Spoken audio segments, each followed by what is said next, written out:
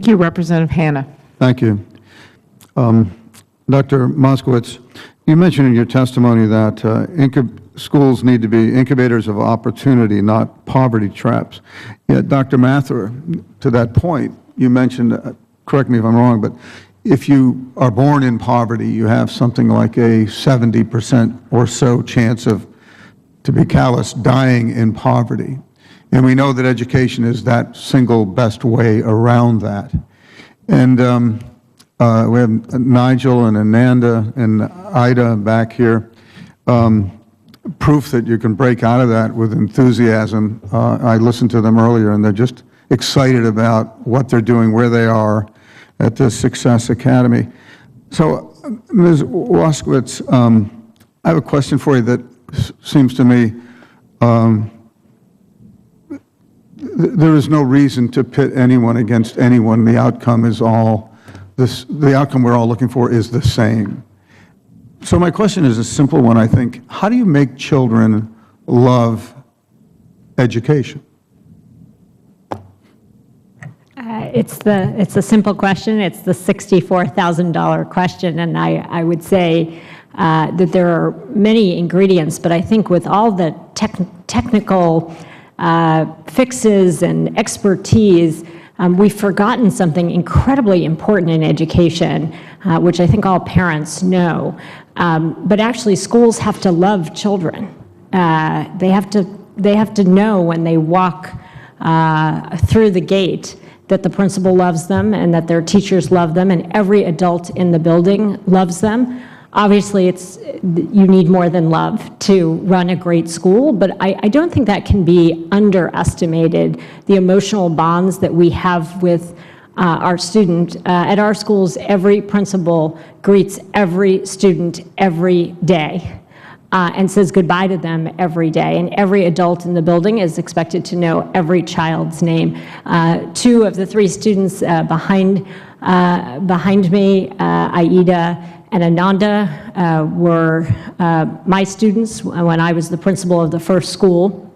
And having that relationship, not only with the kids, but frankly, their parents and their grandparents, is very powerful in terms of motivating kids to love school. I also think when you think about school design, and I do think we have to think more about school design very, very deliberately. We often think about school design from the adult's point of view, what is convenient, what is the least amount of work. My best example of this is when schools don't allow recess when it's cold out. I don't know about you, but I've never met a child who's cold when it's time to go outside. They usually, you're fighting with them to put on their winter jacket, not the other way around.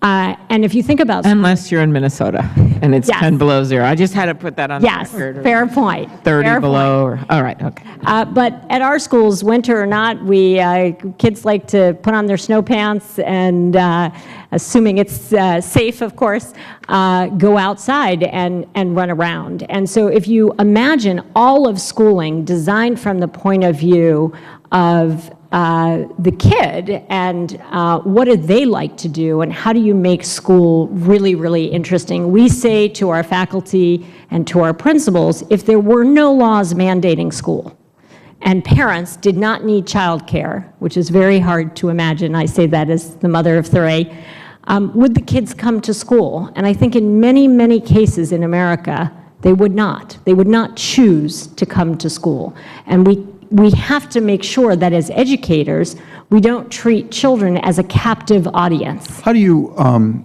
engage in what fashion do you engage the parents of these children? There must be something different about that. Go ahead. Well, we partner with parents. That doesn't mean that parents run the school, but we do have a very profound respect for our parents. They are their child's first teacher and last teacher. And no matter how many hours a day we have their children, respecting parents, but also demanding that parents can't see the school as the babysitting operation where they then check out. It's got to be a true partnership between the school and the parents. The school can't do it alone. Parents can't do it alone. We together, their children, join us. We call it a 13-year marriage. We're in it together, and we've got to see their kids through thick and thin. And we have some very concrete demands that we do make of our parents. And the most important is reading to their child every night, K-2, and then starting in 3rd grade, our kids must read 45 minutes a day. My time's expired. Thank you very much.